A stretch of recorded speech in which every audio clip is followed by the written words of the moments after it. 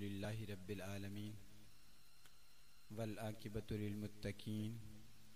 الصلاۃ والسلام علی اشرف الانبیاء والمرسلین وعلی آلہ واصحابہ اجمعین. قال اللہ تبارک و تعالی فی الکلام المجید والفرقان الحمید وجعلنا ائمۃ یہدون بامرنا واوحینا الیہم فعل الخیرات واقام الصلاۃ وایتاء الزکاۃ وکانوا لنا عابدین. صدق اللہ العظیم وبلغنا رسولہ النبی الکریم ونحن علی ذلک لمن الشاہدین والشاکرین والحمد للہ رب العالمین. قال اللہ تبارک و تعالی فی شان حبیبہ مخبرا وآمرا ان اللہ وملائکتہ یصلون علی النبی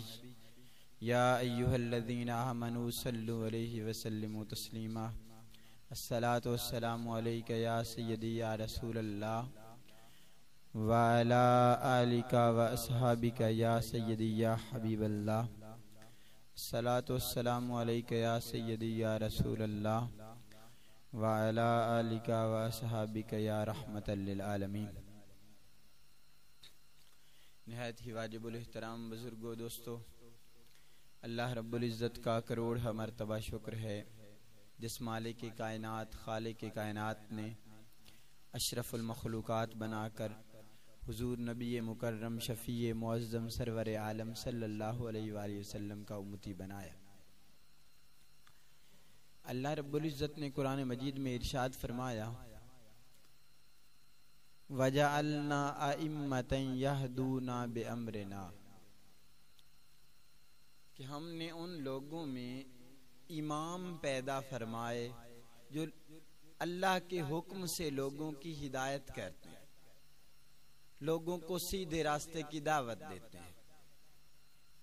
وَأَوْحَيْنَا إِلَيْهِمْ فِعْلَ الْخَيْرَاتِ، اور ہم نے ان کی طرف الہام کیا نیکی کے کاموں کو. وَأَقَامَ الصَّلَاةَ وَإِيتَاءَ الزَّكَاةَ وَكَانُوا لَنَا عَابِدِينَ. اور دوسری چیز فرمایا وہ نماز کو قائم کرتے ہیں،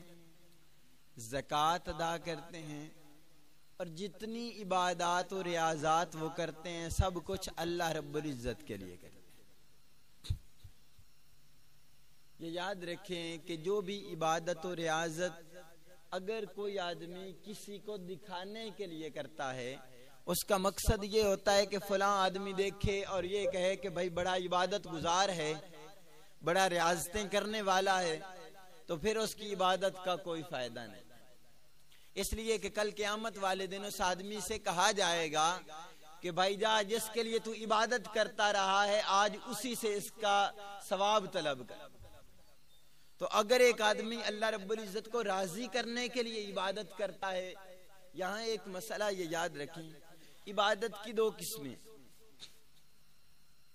ایک مالی عبادت ہے اور ایک بدنی عبادت ہے. مالی عبادت زکوٰۃ ادا کرنا اور بدنی عبادت نماز ادا کرنا، روزے رکھنا. اگر کوئی بدنی عبادت لوگوں کو دکھانے کے لیے کرے، چاہے وہ اس کی نیت کسی بھی طرح کی ہو، تب بھی یہ مناسب نہیں ہے. لیکن جو مالی عبادت ہے اس کے بارے میں اتنا ضرور ہے کہ اگر کوئی آدمی زکوٰۃ دے رہا ہے اور جان بوجھ کے کسی دوسرے آدمی کو بتاتا ہے کہ بھائی یہ میری زکوٰۃ ہے تو فلاں آدمی کو جا کے دے آ، اور اس سے نیت یہ ہوتی ہے کہ یار میں زکوٰۃ دے رہا ہوں تو چلو اس کو پتہ چلے کہ زکوٰۃ دینا فرض ہے تو مجھے دیکھ کے یہ بھی زکوٰۃ ادا کرنا شروع کر دے گا. تو اس طرح اگر کوئی آدمی دکھلاوا کرتا ہے اور اس کی نیت یہ ہوتی ہے تو فرمایا اس طرح کرنا درست ہے.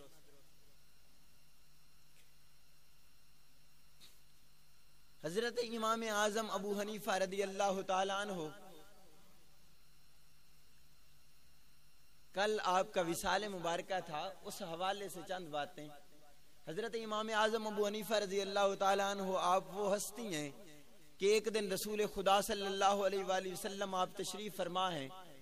آپ کی بارگاہ میں حضرت سلیمان فارسی حاضر ہیں. تو رسول خدا صلی اللہ علیہ وآلہ وسلم نے حضرت سلیمان فارسی رضی اللہ تعالی عنہ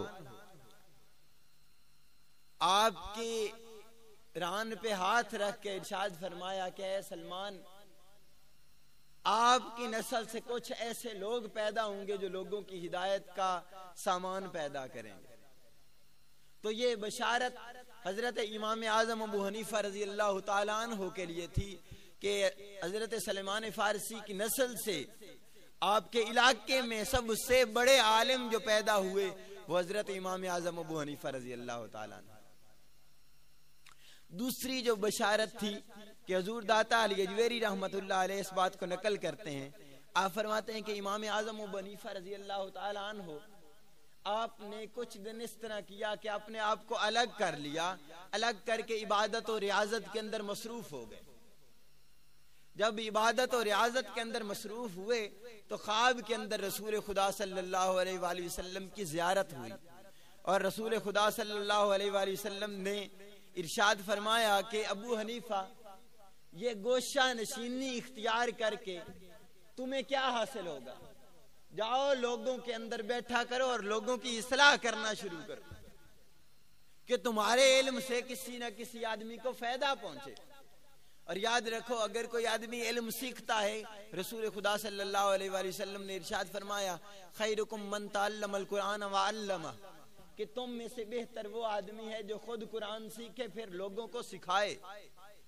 تو اسی جانب اشارہ تھا کہ جاؤ لوگوں کو تبلیغ کیا کرو، لوگوں کو واعظ و نصیحت کیا کرو۔ اور یہ جو لوگ ہوئے ہیں اصل میں ان کا تذکرہ کیوں کیا جاتا ہے؟ تاکہ ہم دیکھیں کہ انہوں نے کام کون سے کیے ہیں۔ حضرت امام اعظم ابو حنیفہ رضی اللہ تعالی عنہ آپ رات کو 100 نفل ادا کیا کرتے تھے، لیکن ایک مرتبہ اس طرح ہوا کہ آپ گزر رہے تھے تو دو عورتیں آپس کے اندر باتیں کر رہی تھی۔ ایک عورت کہہ رہی تھی کہ یہ وہ آدمی ہے جو رات کے اندر 200 نفل ادا کیا کرتا۔ اب حضرت امام اعظم رحمت اللہ علیہ تو صرف 100 نفل ادا کیا کرتے تھے، اس دن سے آپ نے 200 نفل ادا کرنا شروع کر دیے کہ میری وجہ سے یہ عورت جھوٹی نہ ہو جائے۔ آپ اتنا خیال کرتے ہیں لوگوں کا، آپ نے اس لیے 200 نفل ادا کرنا شروع کر دیے کہ میری وجہ سے یہ عورت جھوٹی نہ ہو جائے، تو ساری زندگی اس کے بعد 200 نفل ادا کرنا شروع کر دی۔ حضرت امام اعظم ابو حنیفہ رضی اللہ تعالیٰ عنہ آپ رمضان المبارک کے اندر 62 مرتبہ قرآن مجید ختم کیا کرتے تھے۔ حضرت امام اعظم ابو حنیفہ رضی اللہ تعالی عنہ جس مقام پہ آپ کا وصال ہوا ہے، ایک مورخ لکھتا ہے اس جگہ پہ بیٹھ کے حضرت امام اعظم ابو حنیفہ نے 7000 مرتبہ قرآن مجید ختم کیا تھا۔ اب ساری زندگی آپ کی قرآن کے اندر گزر گئی، قرآن کی خدمت کرنے کے اندر گزر گئی، اور یہی وجہ ہے کہ پھر جب اتنا قرآن پڑھا کرتے تھے، علم دین کو سینے سے لگا کے رکھتے تھے۔ حضرت آپ کے ایک شاگرد ہیں، ان کا نام امام ابو یوسف رحمت اللہ علیہ۔ یہ امام ابو یوسف رحمت اللہ تعالی علیہ اپنے زمانے کے سب سے بڑے قاضی اور جج تھے، لیکن آپ فرماتے ہیں 20 سال تک امام اعظم ابو حنیفہ رضی اللہ تعالیٰ عنہ میرا خرچہ بھی اٹھاتے رہے، میرے گھر والوں کا خرچہ بھی اٹھاتے رہے۔ اور کس لیے خرچہ اٹھاتے رہے؟ آپ نے حضرت امام ابو یوسف کے گھر والوں سے فرمایا کہ تم اپنے بیٹوں کو دین پڑھانا شروع کر دو، تمہارے گھر والوں کا خرچہ میں ادا کیا کروں۔ یہ دین سے محبت تھی، یہ دین سے سچی لگن تھی۔ آج تو دین کے نام پہ کسی کو کہہ دیا جائے کہ بھائی اتنے پیسوں کی ضرورت ہے، وہ پہلے دیکھتے ہیں کہ یار پتہ نہیں اب اسے پیسے دوں گا تو میرا کیا بنے گا۔ یار خدا کے بندے سوچ، جب تو خدا کے نام پہ اللہ رب العزت کو راضی کرنے کے لیے کسی دین کے طالب علم پہ 500,000 خرچے گا تو پھر یاد رکھ اللہ رب العزت اس سے 10 گنا نہیں 70 گنا تمہیں زیادہ عطا فرمائے گا۔ اس کی وجہ یہ ہے کہ یہ یاد رکھو کہ حضرت امام ربانی مجدد پاک الفسانی رحمت اللہ تعالی علیہ آپ اکثر فرمایا کرتے تھے کہ بہترین خرچ جو کوئی آدمی کرتا ہے وہ دین کے طالب علموں پہ خرچ ہے۔ تو حضرت امام اعظم ابو حنیفہ رضی اللہ تعالی عنہ آپ نے ساری زندگی، حضرت امام ابو یوسف فرماتے 20 سال تک میرا خرچہ بھی اٹھاتے رہے اور میرے اہل و عیال کا خرچہ بھی امام صاحب اٹھاتے رہے۔ حضرت امام اعظم ابو حنیفہ رضی اللہ تعالی عنہ آپ کے اساتذہ کرام آپ کا ادب کیا کرتے تھے اور آپ کے بارے میں ارشاد فرمایا کرتے تھے کہ اگر کسی آدمی نے فقہ سیکھنی ہو، مسائل سیکھنے ہو، تو امام اعظم ابو حنیفہ کے پاس چلا جائے۔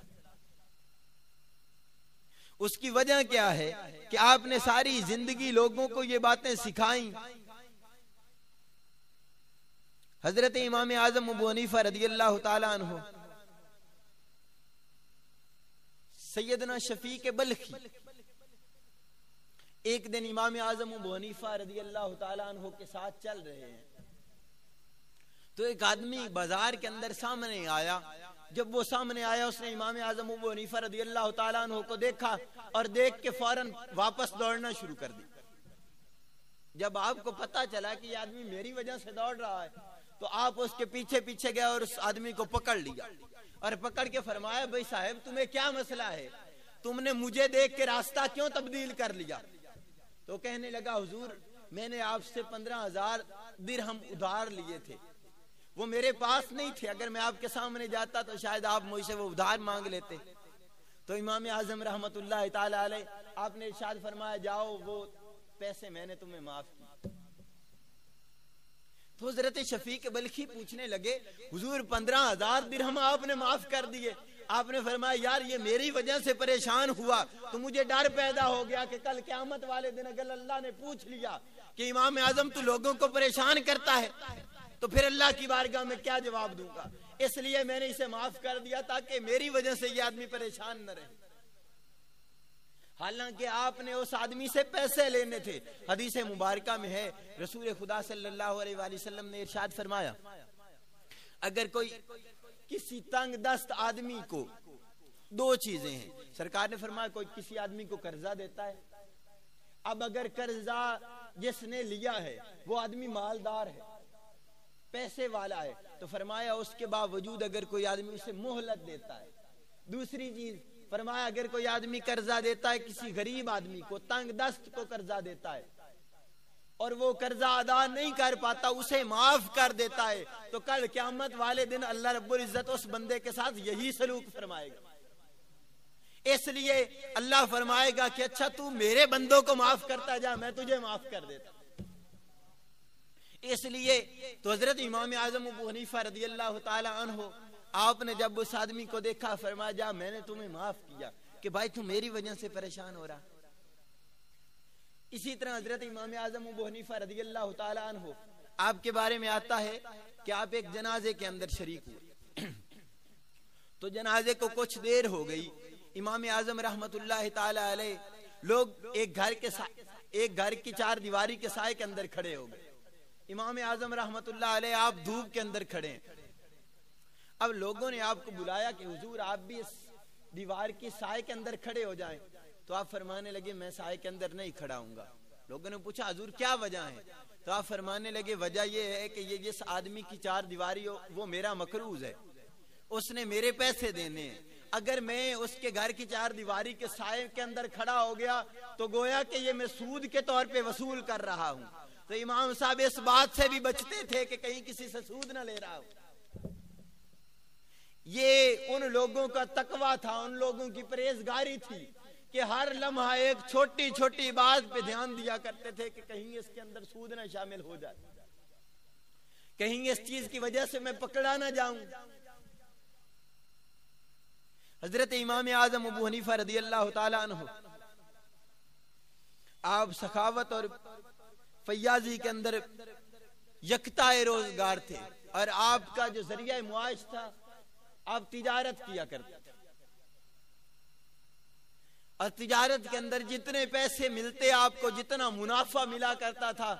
اس منافع کا اکثر حصہ آپ طالب علموں پہ خرچ کیا کرتے تھے، اور آپ فرمایا کرتے تھے سب سے بہترین خرچ یہی ہے۔ اور ہزاروں طالب علم حضرت امام اعظم ابو حنیفہ رضی اللہ تعالیٰ عنہ نے فری پڑھائے، اور جب بھی کوئی طالب علم آتا اگر اس کے پاس پڑھنے کا خرچہ نہ ہوتا تو آپ اس کے والدین سے اکثر فرمایا کرتے تھے کہ اپنے بچے کو یہاں چھوڑ دیا کرو، اس کا خرچہ میں خود اٹھایا کروں۔ حضرت امام اعظم ابو حنیفہ رضی اللہ تعالی عنہ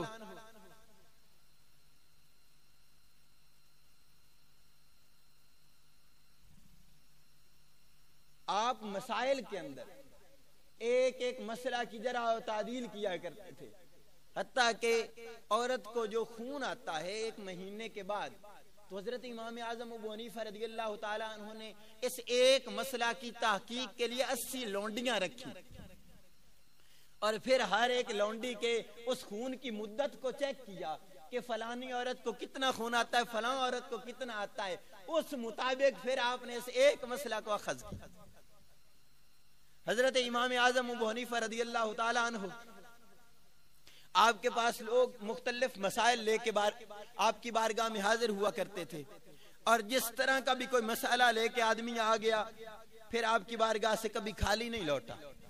کبھی پریشان حال نہیں لوٹا۔ حتیٰ کہ ایک مرتبہ ایک آدمی آیا، اس نے عرض کی حضور میں نے میری بیوی سیڑھیوں پہ چڑھی ہے، جب وہ سیڑھیوں پہ چڑھی ہے تو میں نے اسے کہہ دیا ہے کہ اگر تو سیڑھیوں کے اوپر چڑھی تو تب بھی تجھے طلاق، اگر تو نیچے والی سیڑھی پہ آئی تو تب بھی تجھے طلاق، اب حضور اس سے بچنے کا بھی کوئی حل ہے؟ تو حضرت امام اعظم ابو حنیفہ رضی اللہ تعالی عنہ آپ ارشاد فرمانے لگے ہاں اس سے بچنے کا حل ہے۔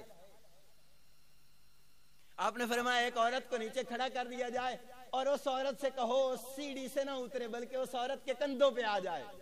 تو نہ سیڑھی سے اوپر جائے گی اور نہ نیچے آئے گی، تو طلاق سے اسی وقت بچ جائے گی۔ یہ مسئلے کا حل دے دیا، فرمایا کہ اگر دوسری عورت کے کندھے پہ آ جائے گی تو تینوں طلاقوں سے بچ جائے۔ حضرت امام اعظم ابو حنیفہ رضی اللہ تعالی عنہ آپ انتہائی حاضر دماغ تھے، جب بھی کسی قسم کا مسئلہ آتا تو آپ فوراً اس کا حل تلاش کر دیا۔ ایک رافضی آدمی حضرت امام اعظم ابو حنیفہ رضی اللہ تعالی عنہ آپ حمام کے اندر داخل ہوئے تو وہ بھی آپ کے پیچھے داخل ہو گیا، اور آپ کو آ کے کہنے لگا کہ شکر ہے آپ کا استاد فوت ہو گیا۔ تو آپ فرمانے لگے بھائی اللہ رب العزت کا بڑا شکر ہے کہ اللہ نے موت رکھی اور ہمارے اساتذہ تو اسی طرح فوت ہوتے رہیں گے، لیکن آپ نے ساتھ ہی فرمایا کہ تمہارا استاد فوت نہیں ہوگا۔ وہ کہنے لگا اس کی کیا وجہ ہے؟ تو آپ فرمایا کہ اللہ رب العزت نے اسے تو مہلت دے رکھی ہے قیامت تک کے لیے کہ شیطان کو کب موت آتی ہے۔ فرمایا آپ کے استاد کو تو اللہ نے من المنذرین کے اندر شامل کر دیا، اب قیامت تک وہ تمہیں اسی طرح بھٹکاتا رہے گا جس طرح پہلے بھٹکا رہا۔ حضرت امام اعظم ابو حنیفہ رضی اللہ تعالی عنہ آپ کے بارگاہ میں ایک آدمی آ گیا اور آ کے کہنے لگا کہ حضور بچے جڑواں پیدا ہوئے، ایک بچہ فوت ہو چکا ہے اور دوسرا زندہ ہے، اور ان کی جو کمر ہے وہ آپس کے اندر ملی ہوئی ہے، اس کا کوئی حل؟ آپ نے فرمایا جو بچہ فوت ہو گیا ہے اس کو قبر کے اندر دفن کر دیا جائے، لیکن جو زندہ ہے اسے باہر رکھا جائے اور اسے خوراک بھی ملتی رہے۔ اللہ رب العزت کے فضل سے نیچے والا جو بچہ ہے وہ گل سڑ جائے گا اور جو دوسرا بچہ ہے وہ خود بخود بچ جائے۔ اور اسی طرح ہوا، لوگوں نے دیکھا دوسرے بچے کو دفن کر دیا گیا، چند دن گزرے تو اللہ رب العزت نے ساتھ والے بچے کو اسی طرح زندگی عطا فرمائی۔